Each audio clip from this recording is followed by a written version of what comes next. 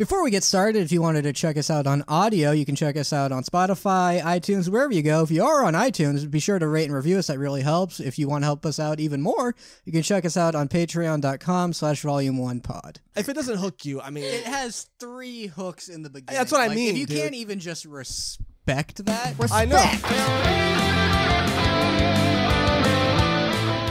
Hello and welcome to another episode of Volume 1, the animated manga podcast where we review the first volume of a brand new manga each week. My name is Josh Friend Michaels, and today, as always, I am joined by... Megan Moon Perrine. Cody Donkey. Donkey. Thank you, as always, for watching and listening. Today, we are going to be reviewing/discussing Volume 1 of 20th Century Boys. Now, this is a manga series that has been recommended to us countless times, specifically by one of our Discord members. And there's a couple things I didn't know. More specifically, a friend of mine. Oh, more specifically, a friend of yours did too? Oh, a friend. Yeah. Our listeners are our friends. Yeah. All right. Yeah. Not in the culty way. Oh, maybe. Maybe. Oh. This is a series that I didn't even know was from the same mangaka as the mangaka of Monster. I did not even know that until I was already done reading the first volume and just doing some research on the series. But it makes sense. Way better than Monster, though. Really? You'd say it's way better. Monster is actually a series I'd love to do a redone of. Yeah, or way. just read more of it, because we only read, at the time, we were doing volume 1s at that point, know. right? I think that was right at the edge. Oh, okay. Well, Yeah. that was, I'd like that, but I did enjoy this more. I think I did enjoy this more. I really enjoyed this a lot. That mangaka, of course, is Naoki Urasawa. This is a series that was published in 1999, 22 volumes. They have a perfect edition. It looks beautiful that I need a copy of. And compared to Monster, I can't remember exactly my feelings about Monster because of how long ago it was that we read it. But I enjoyed this so much. A brief synopsis, too, is just that it's a series about boys, their childhood, and one girl currently where we're at. The classic system for any story. Yeah. And they're constantly cutting between the past and the present because there is a mystery that they need to solve, a mystery person that they need to stop who has a cult-like organization, and he calls his followers friends, or he is called Friend. And there's a symbol involved. There's just so much mystery surrounding every character in this series, and I had a blast. Unless my friend lied to me to make me look like an idiot, this cult was real. Oh, I don't know about this. That, is based but on a real cult. That's what he said. So if you lied to me, well, now here you go. Here's me saying something that's not true. But that's what that was the basis for this. That's crazy. I wonder if we should look it up. Yeah, I mean, that would be crazy because, I mean, this cult, I mean, it is very believable just because of how cults are able to brainwash people into believing really anything. And this series, I was so taken by this series this has never happened to me. We've talked about in Chainsaw Man being obsessed with a series by the first couple panels, by the first page, but this is a series that had me intrigued and hooked from the character description page. Yeah. It was awesome. It had 3 different cold openings, and each one was good. That was the weird part where I was like, oh, that's a great way to start a thing. Here's another thing, oh, that's another great way to get me interested in something. Here's a third example of how to get me interested in something. And so it's well, all right, whatever you do, I'm you got me. Yeah. It reminded me of It almost. Yeah. With, the adults and the kids and how they intertwine and how there's a mystery to solve. This is a much better version of the It story than what they did with it. It's like if you mash up maybe a little bit of Pun and Stephen King, you know what I mean? It's totally. That's the thing. I think that this handled emotional, what I liked about the first volume of Pun is basically I thought this is what it was going to be. I thought it was going to be an exploration of childhood and capturing that energy and how childhood felt when you were in it, and then seeing how it feels when you're an adult. And this did that very well. Yeah, it did it very well, and it's not just that. It's surrounded by this so many things. Yeah. There's so many things, so many characters. Every character in this ensemble is interesting and fun, and I think we've talked about it when we talk about Tokyo Revengers. We're kind of a sucker for being able to see kids and then getting to see them grown up and how they changed or how they look different or how they are now. It's just such an interesting thing that you get to see in stories and movies. And that it's like relevant to the plot too. I Yes. mean, the plot is like a dark kind of like mystery happening, but I was like smiling while I was reading. I felt that feeling of I'm like, oh, what's happening? I like turning pages like, oh, but what does that mean? How is that? Yeah, it's so thought invoking. In every other panel, you're like, okay, they're explaining something here, and I have to remember that. But they kind of it's just open ended, and you're like, what's that mean? What's that mean? What's that mean? What's that mean? And they're all probably gonna come together and intertwine. Every chapter leaves you on a little bit of a cliffhanger. They give you a little bit more information. Because this volume is longer than most volume ones. Yeah, it was a little long, but it went by very quickly. I was like, oh man, this is. But then it's like I like went back and reread it because like for the first couple chapters, I was like, oh man, this is like, all right, I gotta make sure I can like see that. And like by the time I saw like a couple more characters, I'm like, let me go back and actually like read it. Yeah, the first 2 chapters I think were the longest, and they got shorter and shorter and shorter, and that's like such a good move. Yeah, because it just makes it go so much quicker, and you're like, yeah. By the end of it, it's a very like you're like I'm interested. So the length doesn't matter anymore. And I love how every chapter is a cut between both present and past. Like there's always a relevant childhood story to whatever's currently happening in every chapter. And I love that. And in preparation for this episode, doing a little bit of research, like I said earlier, I got to see what like Friend looks like, which we don't even get to see in volume 1. I don't get to know his identity, but I mean, he looks like if like Hush and Bill from like Gravity Falls like had a love child. Like he's just a guy wrapped in bandages with this symbol on his bandages. That's not a spoiler at all. His identity is a spoiler, which I still don't know. But I'm just saying, there's so many other. What I'm trying to say is there's so many cool characters that we haven't even met yet in the first volume.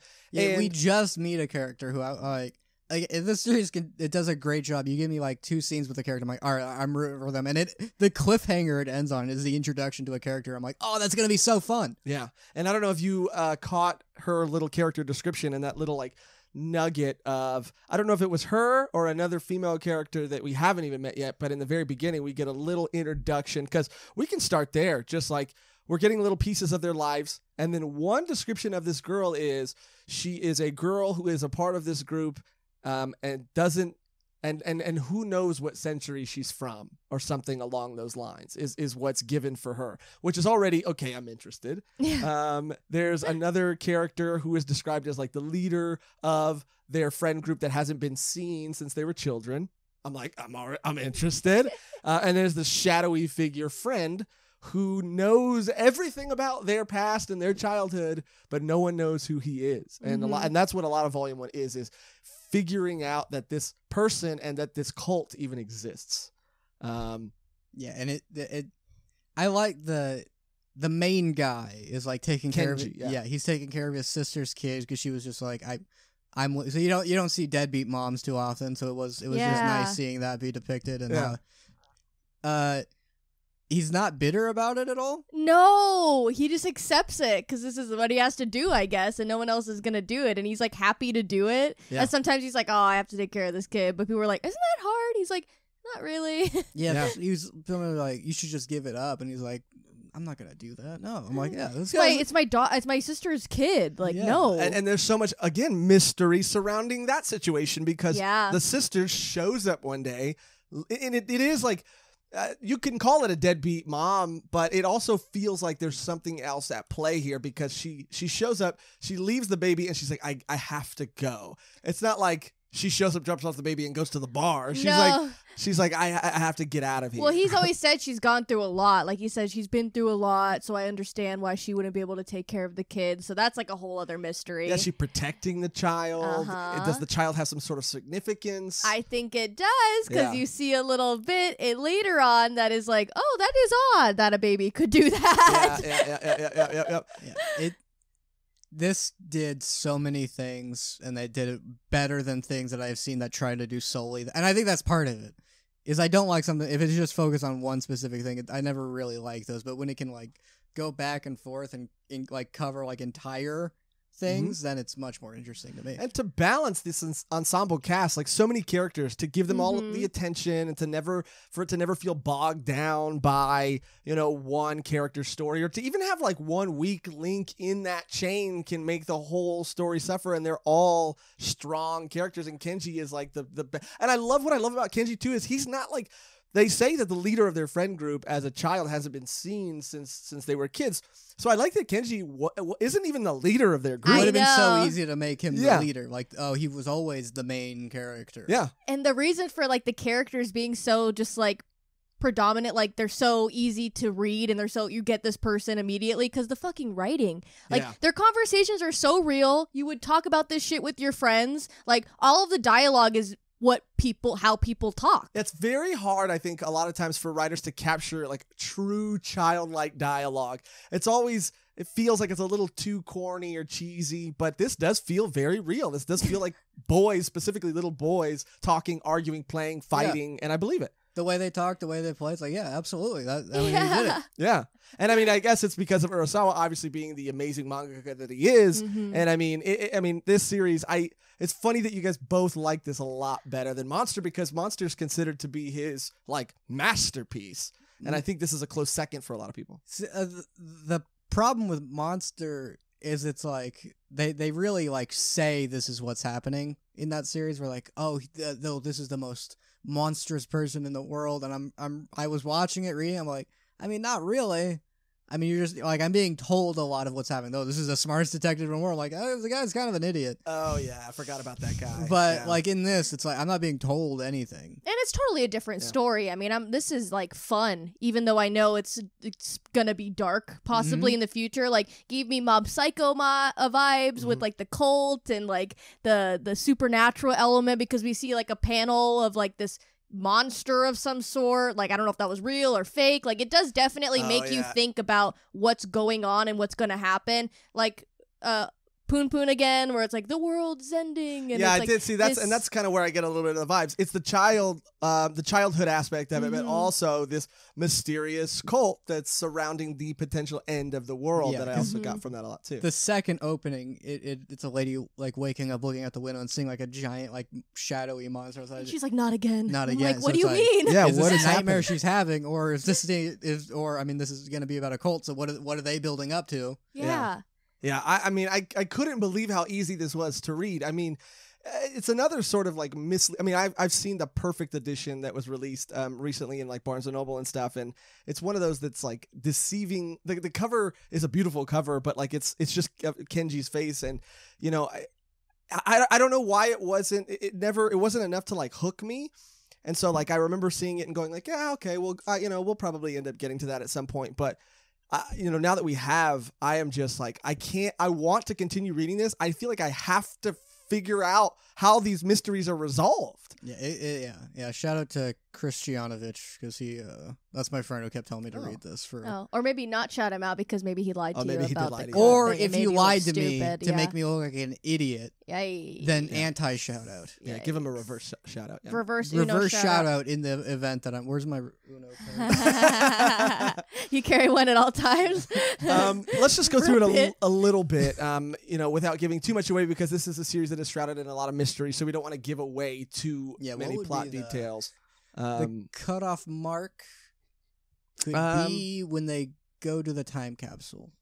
Yeah. I mean, not a lot is like given to you in the first volume. Like, you do get like glimpses of what is going to happen, or like who the people are, but I mean, we don't know as much. Yeah, no. I mean, we can't really answer anything or give away anything. A lot of mysteries are set up, but I don't think any of them are really paid off in the first volume. And I think that's good. Yeah. But yeah, I mean, we're just introduced to Kenji, and he has a baby that we know is his sister's that she left. Love the baby too. So funny. Every panel with him with the baby, he's always doing a face or like reacting to the conversation. Yeah, so funny. And we see a hint of the cult leader when they're like, "Oh, he can levitate, so you can see the evils of magic." Yes. Yeah. See, again, dude. Like, because this is based. I was trying to make an insult on magic tricks.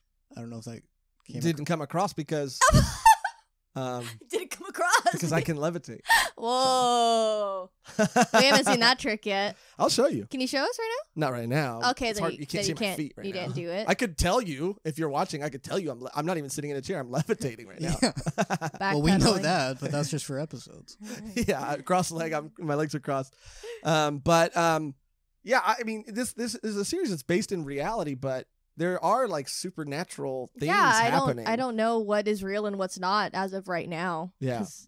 But yeah, is it just a crazy cult and the guy is using, because that's what cults will do, they'll use like illusions and stuff to like, you know, look more magical than they are. Yeah. Or is this actually going to build up to something and it's going to start off on a very like human level? Because it does feel like there is something supernatural at play. Like it does feel like there are forces and things. I don't know. And that's just the ability of, that's just going back to the writing, how well it's written. There's nothing other than the levitation and maybe that like panel of the monster or whatever. But I mean, there's nothing that's really like screaming that. Mm-hmm. It's just like enough for me to just feel like, okay, something is not right here. Something is happening that's a little off. It's just so well done in its subtlety and its pacing. But he works at a liquor store, or a formerly yeah, a that's store. The whole thing. It's a grocery. He's trying to pass it off as a convenience store, and it used to be a liquor store, and he's like correcting people, like, no, it's a convenience store now. Yeah. So stop calling it that. And him and his mom work there. His dad, I think, has passed away, and they're approached by two detectives who are asking them about. Yes, Cody.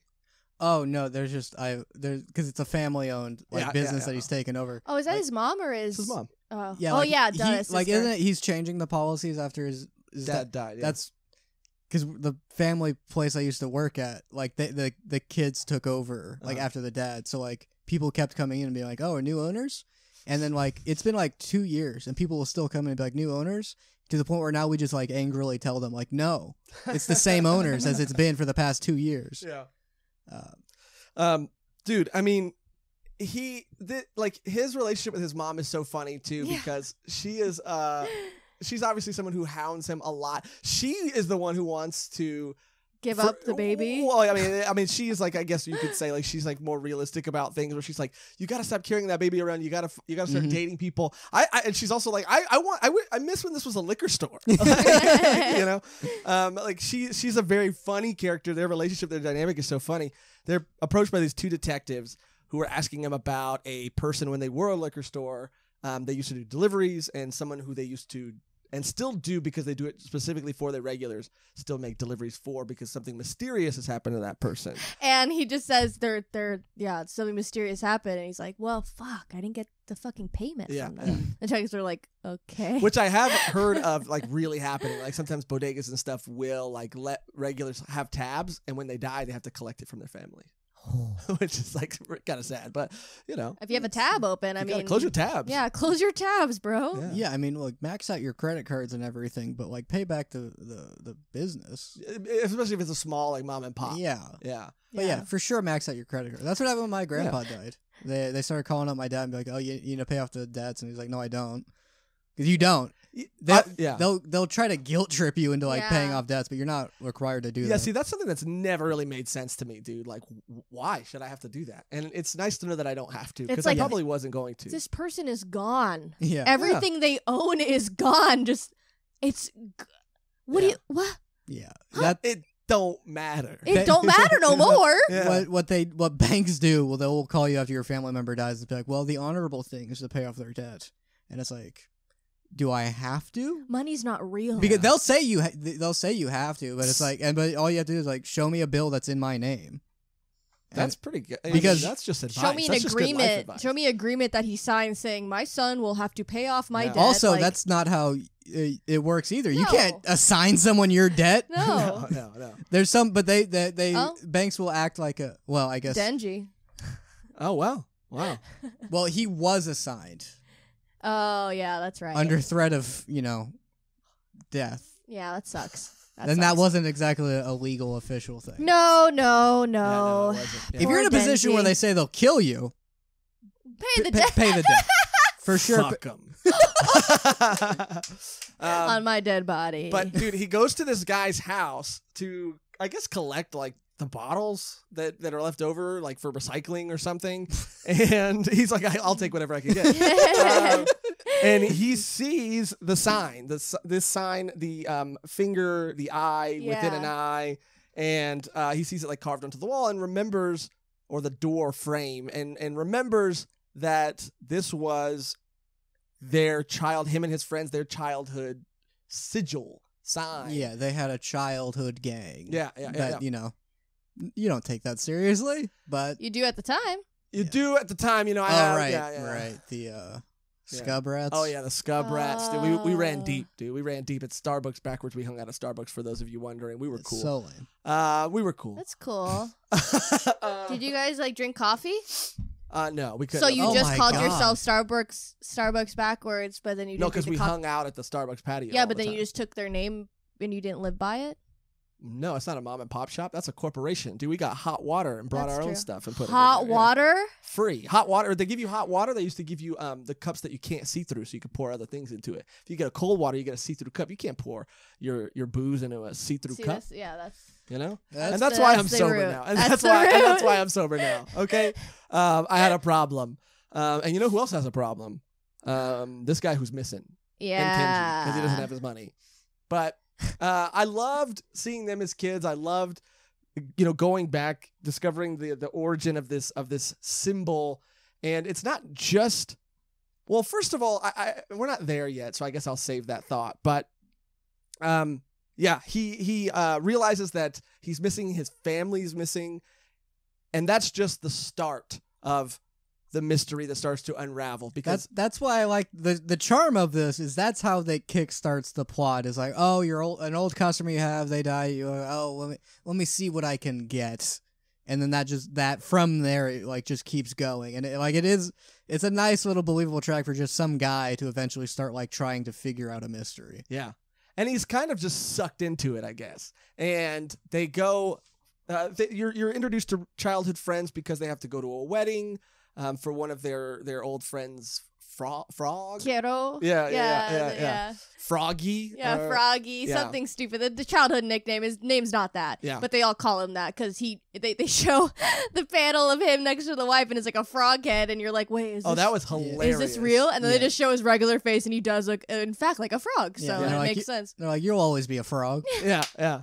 It's just nice to see them that they're still, a lot of them are still friends. Yeah. And you talk about how like some of them have grown up and like moved to different parts of the country for work or for whatever, but there is still a core group of them that are still together, and they don't see each other all. What I like that this establishes their relationship currently, that they don't see each other all the time, but that for like special occasions and like events, like they will get together, and they are like aware of each other's lives, even though they're not like on the phone with each other every day, which again is like what feels very real about this. Like you don't call your friends every day. Yeah, I think they all kind of work at the same like shopping center or something. It does seem like a lot of them do. They work in this like shopping district. But then it's like, oh, but that one he moved to Germany. Yeah. That guy he Yeah. moved out to the different city. But yeah, they all keep in touch. It's not like obsessively like close knit, but it is like, oh, how's your new job? It's a group of friends that have Yeah. stayed together since childhood. Yeah. And that's And just, also, if you've been friends with someone for that long, at a certain point, you don't have to check in. No. yeah, Oh. you kind of know what they're doing. Yeah. you Yeah, know? and then you like call them every year and you're like, how are you doing? And it's Yeah. like nothing's changed and Yeah. you're like, aw. Especially when you start, having kids and getting married and stuff. It's like, all right, Yeah. I don't need to be around. Uncle Joshy? Ugh. Uncle Joshy. I love that establishes their relationship, and then they're immediately kind of thrown a curveball. We're also let in on the fact that there's another professor, I believe, that has or the guy who owed them money was a professor, and there's another student that dies, because you have that scene where the two detectives are in the bathroom and they're talking about like, hey, what case are you on? Yeah. And he's like, I'm on this case from a professor from this school went missing. And then he's like, oh, I'm on this case where a student of that professor went missing. There's something connected. There has to be something a little fishy here. One of those, and isn't when the professor like one who he was in that friend group? No, so okay, because I got it a little confused too as they were saying it. So there's a professor at a university and a student of the professor at the university. But their friend Donkey, who we meet at this point in the story, is a high school teacher. Oh. But for the same like subject. So a lot of his students, if they're really gifted, will end up going to that university studying under that professor. That's okay. So there was a college professor who had a student. That student was also a student of the guy in the friend group. Yeah. Who also went. So all these people are like connected. Okay. Mm-hmm. Yeah. So they're connected, and I think it's like, engineering or something that they're all studying or whatever. But, then we meet Donkey because we get this horrible news that Donkey has died by taking his own life. By leaping off a building. Yeah. Yeah, which, first of all, don't kill yourself, but also just, I don't even want to say if you do, because don't, but just don't jump off a building, Classic Josh. We're just going to keep on keeping on. Anyway, it's very sad, and you see backstory with him, and they're all at the funeral, and they're like, damn, I like the emotions that everyone was going through. They're sad, but two of them are like, what, they fucking idiot. He could have just said something. It's classic Donkey. Like, they were like just pissed. Like, they're talking shit on him at his own funeral, just like, what the fuck? Like a friend would do. You're like, what the, what? Yeah, I like, where like they're reminiscing about all the stuff he did, and like, oh, like he like went to like this like spooky like abandoned building, and he saw something that terrified him so much he jumped out off the second floor. Yeah, and they were just like, you probably just tried doing that again. Yeah. They don't want to believe it that he would do that. Well, also because it was like that was them like just like bringing in like humor to the situation. It's like, yeah, these friends are so close. Like they would like joke in that, like they would be like, that classic Donkey trying to jump off buildings. So. Yeah, and when we cut back to their childhood and we got to see Donkey and how he became part of their friend group, like it's a cool, sweet story. It's so nice. You always knew that kid that you're like, okay, we're not gonna hang out. Yeah, because you cut your Cody. What? Cody, we said you were Donkey, and you're like, no, I'm Donkey Hody. I am Don Quixote. Yeah. But he comes from a poor family. Yeah. A lot of siblings. You have a few. He went. And he carries a snot rag around. Which I don't do. Yeah, but your car's kind of like a snot rag. Oh. Yeah. As soon as someone being in my car is a concern, I'll clean it. But like, He's this is little... a perk of the bachelor life. Is like, who cares how you live? Yeah. It's a good point. And that's the only perk. It's a good point that I have fought you on at every chance I get. But yeah, Donkey is such a cool character. He's such a sweet character. He's a character that you feel for and that you can probably relate someone that you've known to. And it makes it all the more sad that he's gone. But Kenji has gotten like a mysterious letter from Donkey that it feels mean calling him Donkey, but that's what they call him. Yeah, frog, donkey. Yeah. A mysterious letter that has the symbol on it, and it's asking him basically like, hey, I don't know if you remember this symbol or not, but I don't know why I was just kind of reminded of it. Like, I just wanted to see if you remember it. Anyway, I'll talk to you soon. And it's like, and that's the last thing he said to me. Do you? Yeah, I know.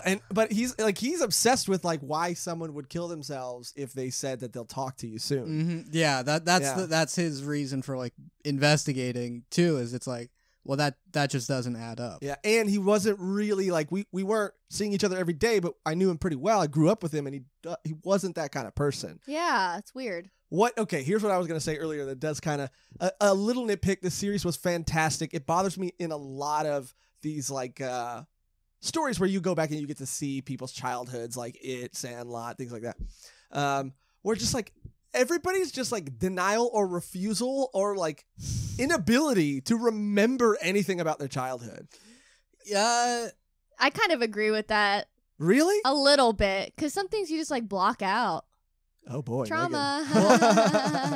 I think especially because it's like, okay, well, these friends are all like reuniting after like who knows how long, and it's like that's probably when you're like, oh, that's when like your memories will come back about how like, because otherwise that's kind of irrelevant. Especially that's the issue. No, I get that it's something you don't think about, but when your memory's jogged, at least when you get around and you be like, hey, remember when we did that thing? And you're like, oh, I do remember. I can't believe that was in a part of my mind. Yeah. Do you not think that? No, but that's not what happens. Like, he shows them the symbol at a certain point in the story, and they're like, nah, never seen that symbol in my life. So are you under the impression that if you meet up with one of your old childhood friends and you're like, remember the Scub Rats? They're going to be like, of course I do. 100,000,000%. Wow. You think that if they went, what are you talking about? You Scub Rats. And they went, oh, yeah.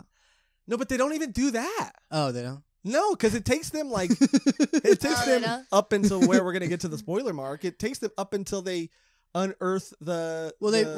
Yeah. I mean, it's like they don't remember. And that's a nitpick. It's a small thing. It's a small thing. But they really don't remember. They really don't remember anything. They remember like a few stories of Donkey in their past, but they also really don't remember, and this I guess does make more sense than them not remembering a symbol that they all came up with together, but they don't remember. Yeah, I wonder why you're so attached to never forgetting the symbol of your old gang. Never forget the past, simpler times. Yep, just drinking alcohol in front of and Starbucks. free coffee cups. Those Good were times. the days, yeah. But they also don't... And the idea that anyone would forget that or move past that is No, simply or absurd. want to forget it. Or want to. That's the one. That's the key element. Life was easier back then, You weren't anyone unless you had a bike. I mean, no, we had cars at that point. I mean, we were. You were not a. We were like 16, and we were like, none of us really had bikes. I'm sure everyone would remember that possibly because you're not, an 8-year-old child. Yeah, it's a little different. Yeah, I guess that's a good point, but it's still like, did you guys think that I was like 12 drinking alcohol outside of a Hey, Starbucks? Josh, I'm not judging. I'm going to be honest with you. I'm not judging and that here. is exactly what I imagined. I really thought you're like 13, 14, middle school, Josh. Oh, that would have been a lot darker. I mean, kids were doing that shit. But hey, you know what? Good for you that you was 16. Yeah, those are my childhood memories. 16 years old. 16. Yeah, also not childhood memories. Yeah, and it makes it sadder that you were older. Yeah, and 16 calling is yourself way the too Scub old Rats. to be like, Scub Rats is Scub cool. Rats. Like, It still is cool. Oh, God. Anyway, some people never forget, okay? So if I was part of Kenji's friend group, I would have remembered because that would have meant a lot to me.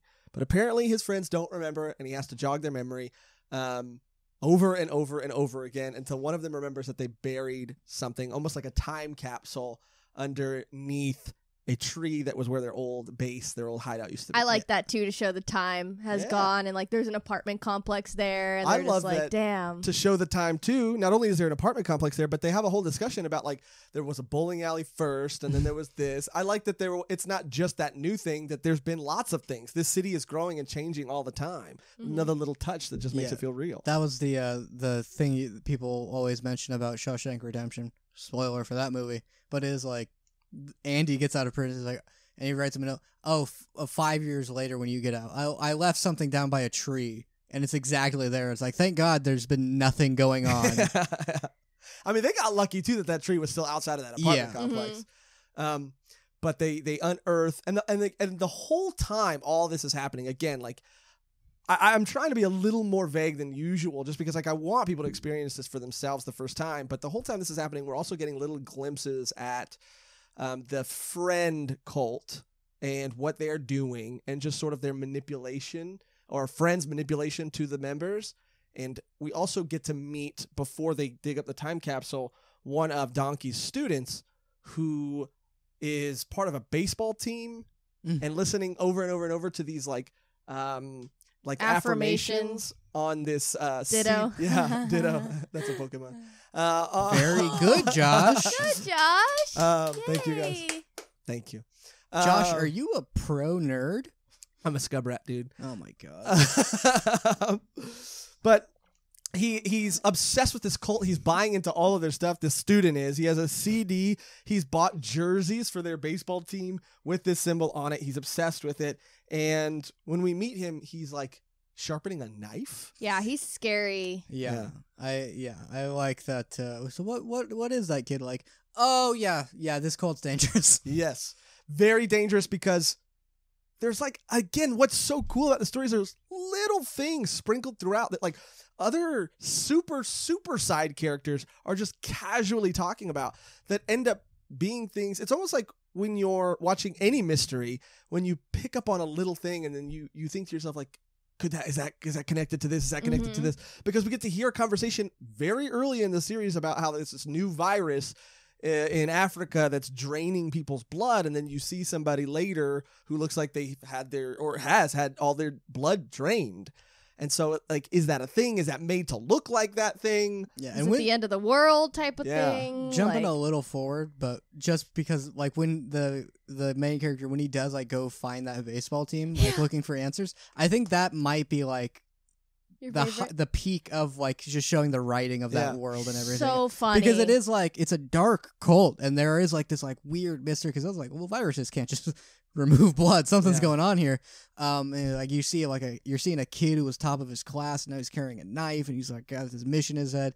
And then it's, like, this, like, wacky way of getting an answer Yeah, from this yeah. cult, which is, like, well, we need a new member. Yeah. And he's like running the bases and he's actually playing, and then you think he's doing like so well, and then they're just like, you lost the fucking game for But us. even that moment was Yeah. so sentimental in a way Because he's because of the remembering writing. Yeah. running, Yeah. like, as kids. And just that little thing, because we've not only are these characters like interesting characters, but they have these little personality traits that make them who they are. So when you just see him kick off his shoes and they're like, why are you taking off your shoes? And he's like, a friend told me it used to make you run faster. And it's just like sweet. And then when he doesn't make it home in time, home base in time, like he says, like, you always were faster than me, donkey. You know, it's just it's like, so sad. goddamn. I know, it was pretty. I felt sad for the whole situation. Like you show his wife, Donkey's wife, Yeah. and like it's just like, damn, just remembering this kid, because they talked and stuff, but they weren't as close as when they were children. So Yeah. he just remembers him being like a child Yeah. and having that relationship and stuff. It's so heartfelt and dark, and it's all these things. And this kid is, because again, I'm trying to be careful because we're getting closer to the spoiler mark. This Oh, and just how they mention how, like, the friend who was from Germany, how he's like, well, I have to go now. yeah. So I like how they're, everyone can't just, like, drop their lives for this. I like, Yeah. it's like, well, yeah, yeah, he has to go back to work. Well, yeah, the interesting thing was when they open the time capsule, like the day after he leaves. So he at least gets to see it, and that's like the peak of this mystery, and he's like, I got to go back to work. Yeah. So it's, yeah. And how But, they're like, we tried to get him a souvenir, but there's really nothing you can't get in Germany. yeah. So, the world got a little smaller and time to move on. It was like, Time to move on. there's like this mystery, but like the story on its own about a group of friends like reuniting after a couple of years after a funeral. Like, I love that story Yeah. itself and how well it shows that. Yeah. But you know that this other plot, this cult member plot, is sinister and dangerous because this mysterious figure is saying that certain people has a list and saying that certain people need to be purified.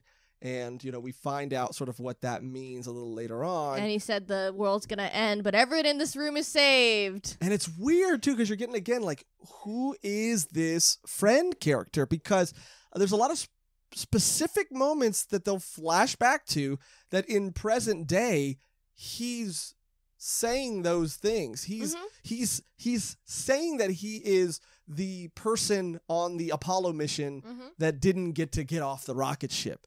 That he's the guy who just had to, like, man the controls while Buzz Aldrin and the other guy got to go walk on the moon. Which, I mean, imagine you go I know. to the moon and you're like, can I please just step outside once? And they're like, no. No. And then for the rest of your life, you just get to hear the one small step thing. Yeah, and it's you're like, I was on the moon. They're like, And- no, you weren't. Where's your proof? and you're like, I would have taken, like, I just wanted to take one step, dude. Yeah. That would have sucked. If you had to just drive to the moon and they're like, stay in the driver's seat. And then Keep I the would have car said, running. I would have said, Yeah. like, and I'm sure maybe he said, like, well, I'll just wait here. You guys go walk on the moon and then we'll switch. Yeah. yeah. And they're like, no, we don't have time for that. We don't have enough don't- gas. We don't have enough. We got to go back to Earth. You know how much this cost us? Yeah, this is expensive. The longer we're here, I got to go Expensive. see my wife. I haven't seen her in years. Years. He's like, all I have is this moon thing. I don't have a family. I don't know that about him. But he's mentioning this, that he's this captain, that he was, whether metaphorically or literally, he's saying that I was on the moon but didn't get to walk. And then we cut back to a story of Kenji and Donkey watching the Apollo moon landing on TV. And so, like, this is and of course, the symbol for their cult is their childhood symbol, but like because of that and so many other things, like this person knows very specific things about their childhood. He's definitely was a part of the friend group, or they don't show him at all, I don't think. But there was that scene where they're talking about the moon landing, and they're like, okay, bye, see you tomorrow. And then someone comes up and stands in front of the other two characters, and he says the whole one step, or he says something regarding the moon. One small step for man. Yeah, and you don't see his face, you just see his shorts or whatever, and you're like, who are you? I think that's a red herring, though. I think the friend who was the leader who left is also a red herring. Because I think that for sure. You think that's too obvious? You haven't even seen the leader. I think it's a little too obvious. And I'm sure even if it is, it's done well, but I mean to just like have him be that guy at this point in the story, knowing what I know, I just think would be too easy. Who knows? Yeah, who knows? Who knows? I've heard some things, but I'm gonna keep that to myself. I don't know his identity, but I'll keep it at that. You guys can't fucking help yourself. I didn't say anything, did I? Did I? Did I? But yeah, so there's all these things happening in the background, so many moving pieces, so many stories happening all at once.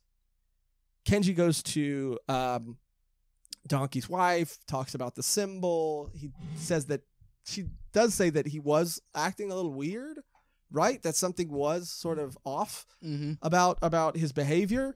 And it really, really makes Kenji like have to convince his friends that this is something that's really happening. So he shows them the symbol over and over.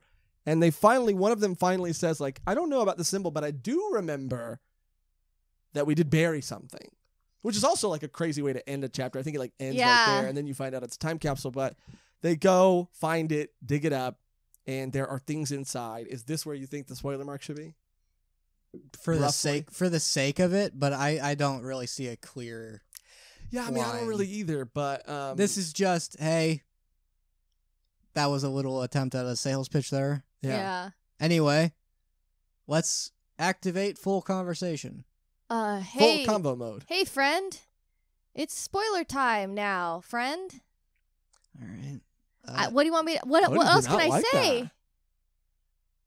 Do it a little more ominously. Friend. It's spoiler time, friend. That's a little bit better. You don't like it? What can I do? Well, I'm trying. Hee-haw. It's spoiler time. Hee-haw. Oh, that was good.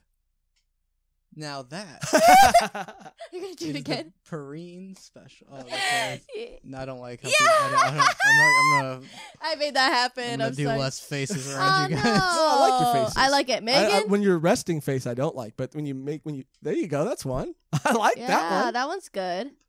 You did it again. Megan, tell them what they found in that little time capsule, dude. They found a lot of things, actually. Period. Thank you.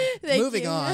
Moving on. No, they found they're like going through it, and they're like, wow, oh my god, what did I just touch? It's like a toy snake, and they're like, fucking dumbass kids. He's like, sorry, I couldn't help it. It is like he put that snake in there to like scare his friends years later. And there's just toys and little knickknacks and like a porn freaking magazine that they found for a movie. Was it a magazine or just a poster? It's a poster. Which is the best, but it was like they just took a poster off a wall. It was coming off. It came off a little bit, and they're like, what should we do? Grabbed it. And the most important thing they find in there, and again, just the way it's written, because you see them like, there's a time capsule, and then you see them find the time capsule, and then it cuts back to them putting everything in the time capsule, and to Donkey showing up a little later and like holding something. It looks like has something that's wrapped in a cloth, and he's like, I made this. And then all of them start to remember before they see it. So just like the way it's cutting back and forth, and what information is chosen to be like said at what point, just like keeps you on the edge of your seat. And it ends up being a flag with their symbol on it, which is what Donkey said he wanted to put on the moon when they went to the moon. And I don't know if it's been said either that their whole goal, whether it's childlike wonder or if they actually meant it, their whole goal as a group was to like stop evil. And which is also interesting because this friend character seems very evil. Yeah. But he's saying like, oh, we're purifying the evils of the world. And Which since which we're involves stabbing people. Yeah, since we're past like a spoilery mark, and again, this is not huge because it's volume 1, still so many mysteries to be solved. But yeah, that old student of donkeys goes and kills a religious, like almost looks like could be like a televangelist type of guy, and it cuts back to friends saying that that's what they mean by purifying, is they mean killing all of these like heretics who are spreading false gospels. So this guy's no joke. And then it kind of cuts to a completely different character who we haven't seen the whole time, because now that Kenji's really invested in the mystery and is starting to become more aware through the baseball game and through other people that he's going out of his way to meet, he's becoming aware that this cult exists and that there's a person behind it using their symbol. So he wants to know more and more about it. And because he also went to try to find and interview one of the students and talk to him, and that's how he ended up there. But anyway, it just gets to a point. Where this series, it can't get any better for me. It gets to a point where we kind of cut away from him for a little while, and then we meet this new character, because they start to think to themselves, like, who else was there? This person existed. Who else was there? They go through the checklist. Okay, us, there was that guy. That guy used to come around sometimes. This person used to come around sometimes. Oh, and then there was this other girl who we meet, and and he's one of the guys like, oh, she was like ugly, and the guy was like, she wasn't ugly. Like, you're blushing. No, I'm not. Yeah. It's like perfect. And her introduction is very funny. Like, she's talking to somebody about like this person at work and why she doesn't get along with him. She doesn't want to be with him anymore. Yeah. She's like drinking. She's like, yeah, it's just so annoying. He just humps me constantly and pees on me all the time. And then Lily's like, oh my God. You were into that. You're her friend's kinky. like, some guys are into that. Yeah. And she's like, I can't handle it anymore. She's like, but the only way he knows how to say hello to me is by shoving his face in my crotch. Every time I turn my back, it's always going to happen. And I was like, I believe it. I know. I was like, I'm what the fuck? Yeah, she probably shouldn't be with that guy. Yeah. And she's like, this fucking mutt. And she's like, mutt? I was like, yeah. Is he like a... Is he a dog? Is he a mixed? Oh, I thought it was like... like a happy like us? Yeah. Oh, yeah, we're all mutts. Oh, we're all little mutts, but you got more than... I think me and Cody are halfies. You're a whole cauldron. Cauldron mutt. Cauldron. Mutt Megan is what they call me. Yeah. Yes, sir. Yes, sir. Don't do that. But yeah, she's actually she works with dogs because she is a it's a police dog. Police dog, which I felt really dumb when I found out that it was a dog. I kind of saw that coming from a mile I didn't. That's see why it. I felt so dumb. I didn't. Yeah, I didn't see it. I was like, wow, this guy is so awful. It was still funny. She had a friend who was making fun of someone who wouldn't pick up on that. Good point. And I was also that friend. Good point. He's probably writing it like, people are going to love this. They're going to get so funny. They're going to be able to tell, but I'm going to put this character in as a placeholder for someone who wouldn't get it. I didn't get it. like, I don't get it. I didn't get it. But yeah, it was funny. It was a great way to introduce her. She's frustrated that everybody calls her a narc all the time. And like, no one's going to get with a narc. Is she the same girl, by the way, too, that we saw laying in the bed and was like, oh, is it happening again? I think so, but I'm also not. I don't know. Maybe that was openings. The sister. Maybe, because I don't think it was her. But for like a brief moment, there is, and it's like around this time, too, where we just see a girl laying in a bed and she's like, it's happening, or I'm dreaming about it again, or something, it's happening again. And she sort of just like looks at a clock or something, I think, and then it cuts away from her. And then they reveal this like device too, which I don't, because you said is that what you were talking about when you were talking about a monster? Yeah, when she wakes up from then she sees in the window there's like a huge like ominous. No, that's not what I was talking about. Monster. I was talking about the thing. Remember when they cut to, because around here is where it starts to get jumbled because there's a lot of stuff that's starting to happen. But there is a guy who is working for Friend in a suit, and he goes to this warehouse with these two other guys. Oh, they're investigating someone else who like died. Then they're like, oh, he was working on some weird project. We don't know if he was like an artist or something. And then we see like there's like another group of their like members of the cult who are like also working on a thing. But we get to see it. Yeah, we see their completed version, But then, like, another police are also investigating someone who died, like, around something where they were also trying to build something before they died. because it is weird that they are all like engineers that they're kind of going after, and this does look like a didn't piece that one together Yeah. either. because it does look like a machine that they find. Cody, It's all coming together. all now. coming together. I'll tell you, I do not read mystery stories ever, so I'm like completely lost. But that's kind of the fun of it, Yeah. right? Like I don't try to go out of my way to solve it before I get the answer. But I do, if I can figure it out as I go or as it unfolds, then that's fun. Like I don't. I was like, oh yeah. The only thing is like, oh, the student was the top of his class. And like, they do say that like people with higher IQs like are more susceptible to cults because cults will go after because like they say like you can like argue with yourself about why what they're saying isn't crazy, whereas someone who was like more dumb would be like that I don't understand what you're saying. And that's what they, certain cults out there, they specifically do target people for their, like, a nice ratio of intelligence. And, obviously, in the thing being, like, oh, people who do have higher IQs tend to be, like, ostracized. Yeah. So they're more desperate for a sense of community from people who will also be like, you're really smart. People desperate for approval. See, there's a group out there that we all know that does that, but there's also, in the game Dead Space, there's a religion called Unitology. And don't worry about what that's based on. Don't trust ologies. In the second game, you ideology. go to their church and you can see like their files based on like, oh, this person's IQ is too high or this too low, so don't even bother. They won't be useful. But this person is just right. They're just lonely enough for us to like target them. Huh. Damn, I did not know that. But it does make a lot of sense. But I didn't piece together that. Oh, yeah, he was an engineer. And that guy was an engineer. Yeah. And that guy's an engineer. Yeah, and they're working on these like machines, and there's so many moving pieces. There's like a machine. Like a machine, a mystery machine, like Scooby Doo. The cogs. Wow. Oh my god. The cogs are turning. I got a guffaw out of Cody. Yeah. I just guffawed all over your Guffawed!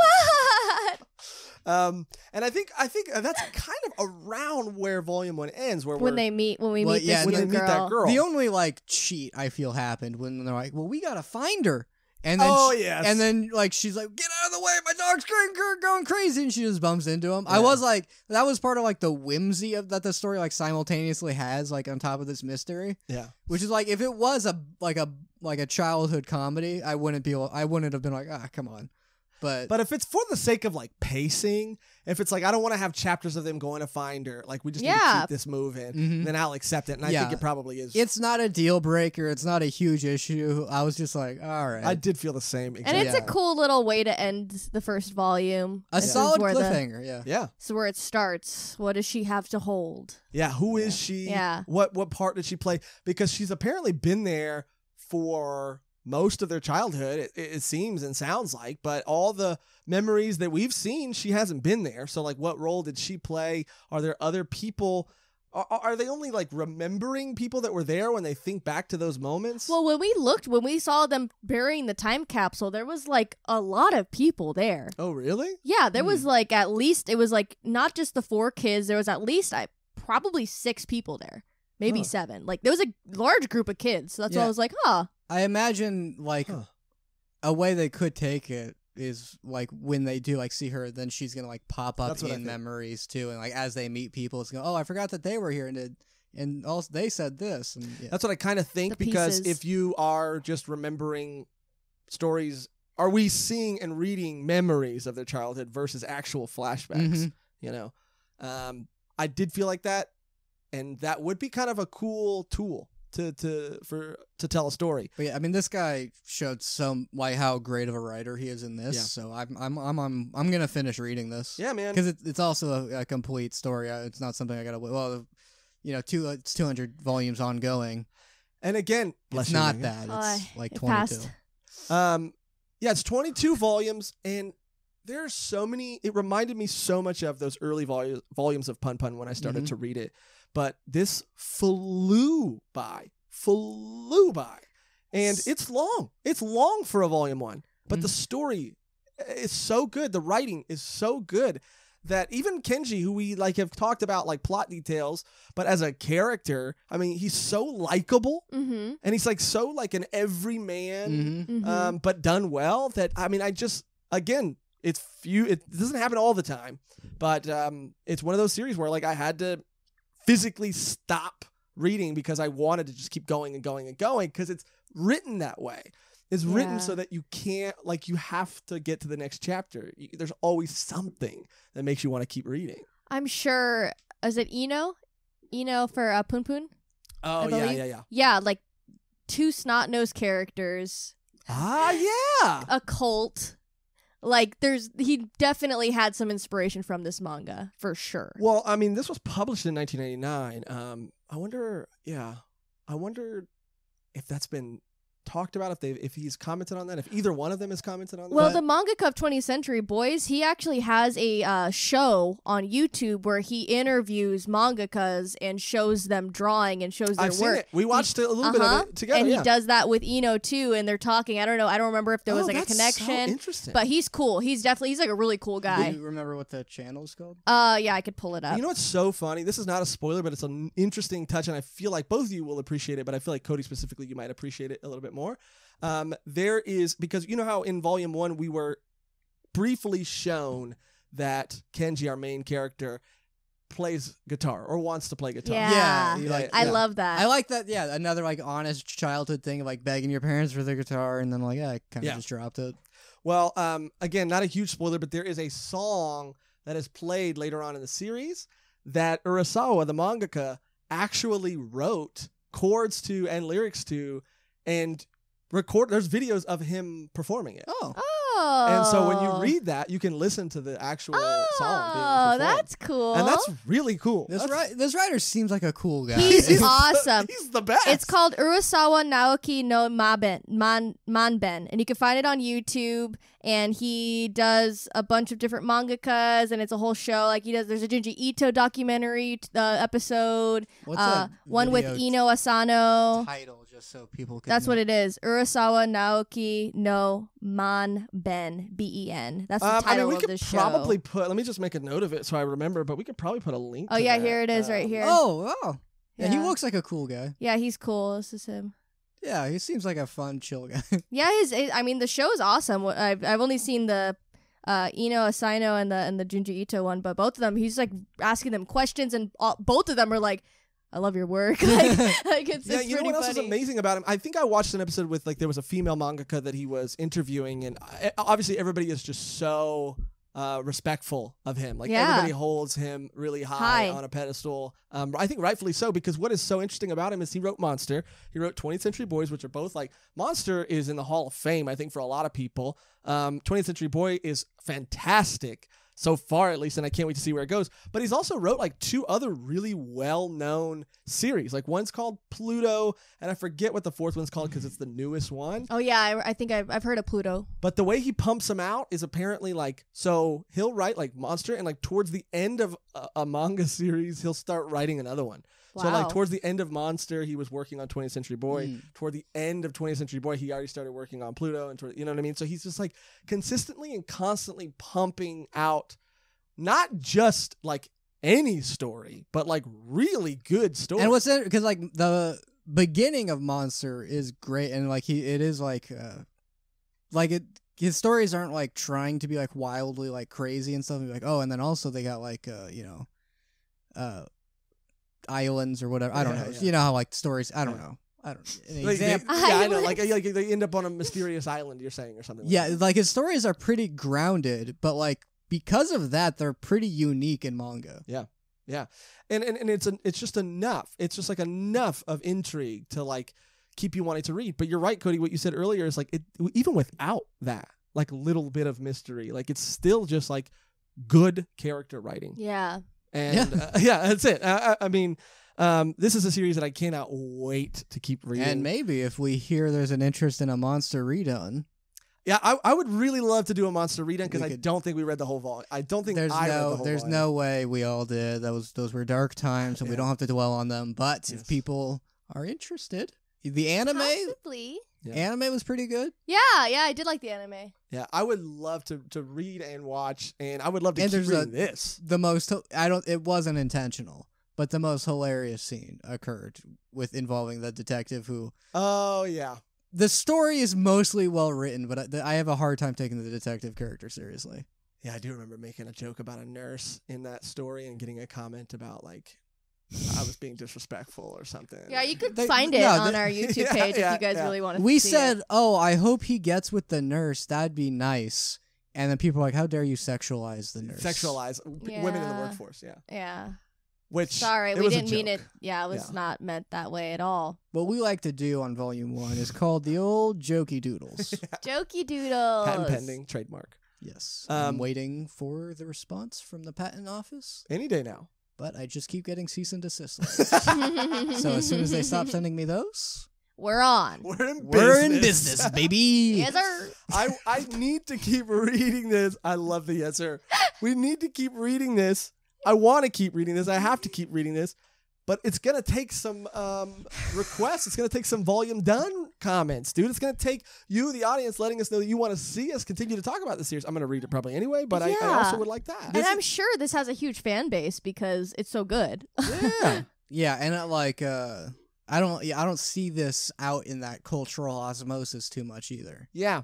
And you know what? Because I was going back and forth because we have talked about, we just wrapped up our Berserk Golden Age arc sort of section of volume dones, and we're gonna get back to that a little bit later, but we've kind of been talking about what potentially we could do for another done or for like another series, and we've kind of gone back and forth on like possibly Tokyo Revengers, possibly more Kaiju number 8, but I'm like 20th Century Boys is now in the running for me. Yeah, same. Yeah. I had so much fun reading it. It felt like I love how you can, like, a mangaka knows, like, okay, I'm going to make the first 2 chapters a little long, and then you're just going to want more because I'm going to make them a little shorter every time. And, like, it works so well. So it good. catches me every time. This is and also it's like, okay, some volumes are like 3 chapters. This is like, he needed as many chapters as he wrote to like finish this. And it was like, I mean, it wasn't even done. But it was like, he deserved like it being a longer volume than usual. And we kind of touched on it when we were talking about the videos too, but like, we didn't really even talk about like the art and how like awesome the art is. Like it's like on this border of cartoonish and realistic. Yes. It's just it's very charming. Very charming. Very charming, I guess, is the perfect word. It evokes like this feeling of like familiarity and like it's really it's beautiful. You can just feel how much he loves the series on the page. How much these characters mean to him and mean to each other. Like, it's just so well done, and I believe anything that's gonna happen because I believe in these characters, and I have no idea what's gonna happen next and who this friend is. I know. I don't want to be his friend. But maybe you do. I mean, levitating's pretty cool. I wonder if under those bandages he's like hot. Oh, he's probably hot. I wonder if they'll explain that after volume 1 is done. Yeah, maybe. We have to keep reading this, and if you want to see us continue to read it and talk about it, we would love to do that. So you can show us that you care by commenting volume done 20th Century Boys on this video or any video really. Basically, and check it out. Yes, check it out. This has been thrown into the volume done maybe pile. Yes. We just need a couple votes to take it out of the maybe pile and put it in the to do pile. The for sure pile. The for sure the pile. most deaf pile. The most deaf pile. That's a better way to say that. Most deaf pile. But yeah, we all loved it. The only issue is because it's a mystery story, you don't want to talk about it too much. Yeah, that's the only downside, but I'm happy that we picked this because, older series, like, you're always like, oh, is it going to be, I was treading into water, I don't know, but this was fucking awesome. Yeah. It was awesome. It didn't feel old. I mean, it felt, 1999 is not like that long ago, but I mean, it's really not that long ago. It's not that long ago. It's not that long ago. No, Cody. it's not like, I'm still pretty young. Yeah. Oh, is that when you were born? 1998. Oh, this manga's not older than So you grew up with this manga. Did you guys see? That was a real time how long it took me to do Yeah. 1 year. Yeah. 1 year. That was real time. It was like So 10 seconds. Now hold on. That was very embarraring. So let's see. 1999, you were 1998. So how long was the gap between you and this Okay, manga. Cody. It's I'm been an around for idiot. 23 years. Oh, 22 years. Excuse me. Didn't feel Oh, old, God. and none of us here are old. Absolutely not. No. Absolutely not. We want to keep reading it. We highly recommend it. If you haven't checked out 20th Century Boys, you should definitely do yourself a favor and check that out. And if you have read it, don't spoil anything for us, okay? We're going to get around to it. Don't in our Megan personal it. time. Don't Tokyo Revengers Megan it. And yeah, if you have read it, let us know what you thought. Let's fucking go. In the comments below. Again, don't spoil anything. And if you do decide to read it based on this review, let us know what you thought. I guarantee you're in for a treat. Also, if you do read this because of it, let us know because that does feel nice. It feels really nice. Yeah. Yeah. We only pick the best of the best. Yeah. We sift through them all. We sift through them all to give you the manga you should be reading. Cream of and the crop, maybe creme not. de la creme, yeah. Sometimes we should tell you what not. And to we'll read. tell you how we really feel. You know, Yeah. we're never sugarcoating things over here. No. I think you got to do yourself a favor if you haven't and check it out. It's really good, and I think it's going to hook you right away. And you know, with this series, like any other series, if you're for whatever reason, if you're not into it in the by the first, I'd say I don't know, but let's say first volume, then you know maybe it's not for you. But I mean, 4 pages. if it doesn't hook you, I mean, It has 3 hooks in the beginning. That's what I mean, If you dude. can't even just respect that, I know. Respect. It's wild that like a character description page had me hooked. Yeah, I was like, oh, this is fun. I like Yeah. this. It just added to like the quirkiness and like it's so much fun. It's Yes. just so it's As- cute. It's fun. It's scary. It has Awesome. everything I want in a mystery. It's amazing. Yeah, highly recommended from all of us. Yes. this gets the volume 1 seal. Of Approval. approval. Oh, is that a new thing that we're gonna be doing? Yeah. Never again, dude. No? Or we should do just like a 0. Like, Oh, but your hands and my hands are sweaty. no, just like Can this. we just Oh. do something for once without you fucking? Volume 1's 0. Well, Oh, it won't we're show up making on a 1? camera. Yeah. Oh, is no. this supposed to be a 1? I was supposed to make Is a this 0, like a for 1. Oh, like an Like an O? O? right, well, yeah, we're gonna workshop that too. I guess yeah. it's time. Yeah. We're gonna, and then Cody throws up a 1. Okay, yeah, there you go. Yeah, a volume 1 stamp of approval.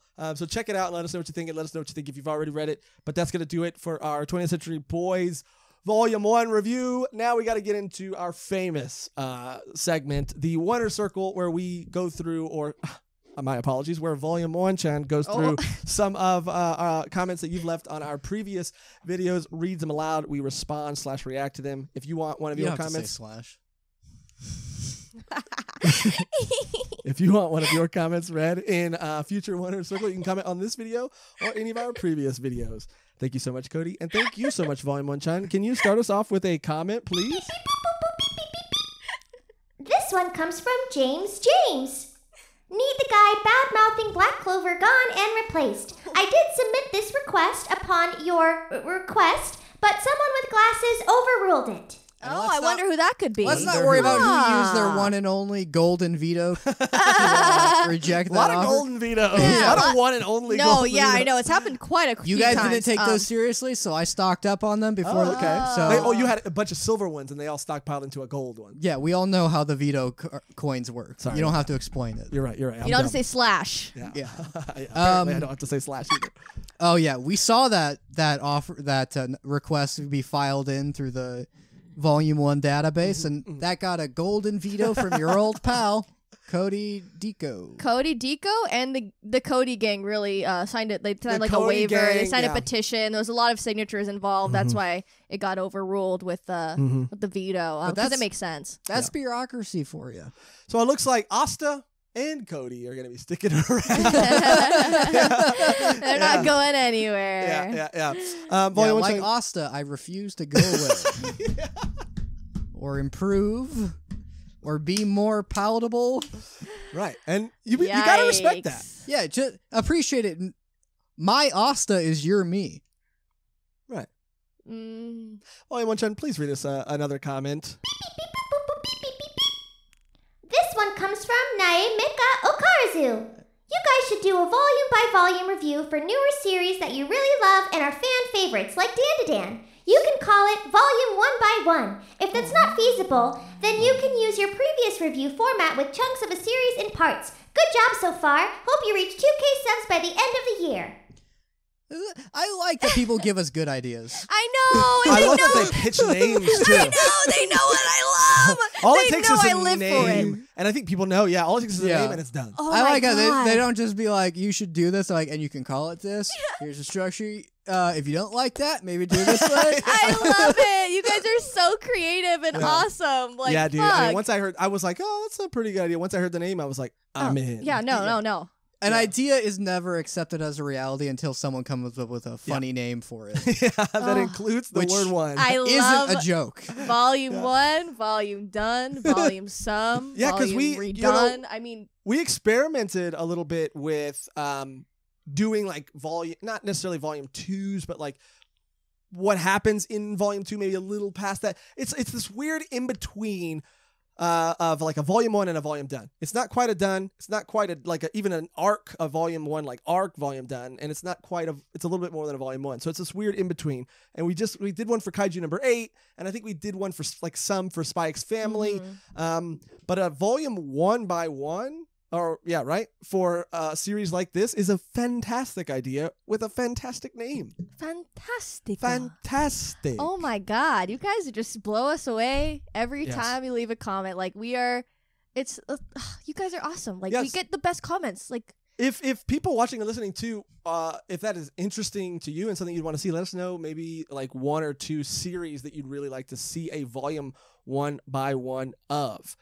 Keep in mind that for other series, like we can obviously do volume dones and all those things on. But if you want a little bit more of a volume 1 by 1, then let us know what series you'd like to see. We did it for Kaiju because we like wanted an excuse to talk about it more. Yeah.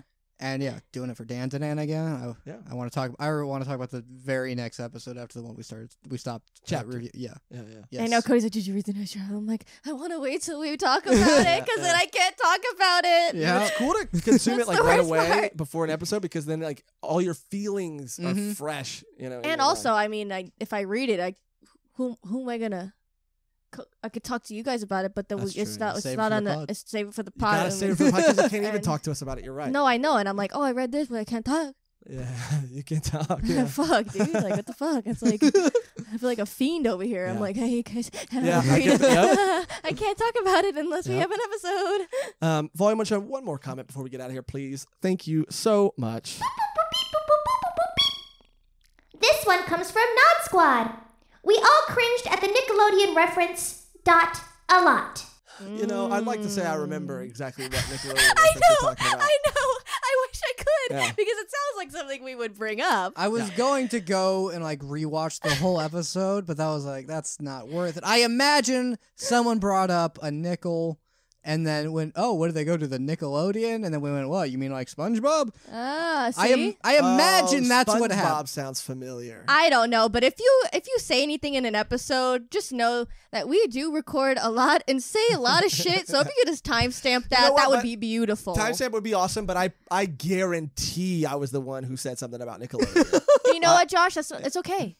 I know, yeah. It's okay. And that does sound like something I would do. I do find myself, bringing up Nickelodeon. And I don't think it's cringy at all. Thank you. I didn't cringe. Yeah, you at know all.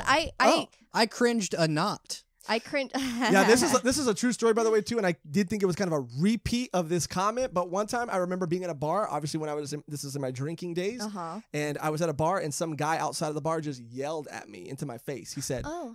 hey, yo, man, fuck Nickelodeon. Whoa. Yeah, dude. And then he walked away. And then you fought him because you were like, you talk shit about Nickelodeon? No, and no, you no. squared up? No, So that's crazy that this guy now watches us on YouTube. Yeah. Oh, it's him? It might be. Oh. It has might to be. Because also, Who hates Nickelodeon? I don't know, but like that definitely was not at the beginning of the video, right? I have So no he Well, got no, I like mean- midway through at least. Well, I don't know. But you know what's funny about that night, too, is that because I have some Nickelodeon shirts. Oh, was it a? I also don't know if he's joking or not. He could Yeah. be joking. He could be joking. But I thought, that night that I flashed back to, I thought, oh, man, I looked down like, oh, man, I must be wearing my like, Real Monster shirt or whatever.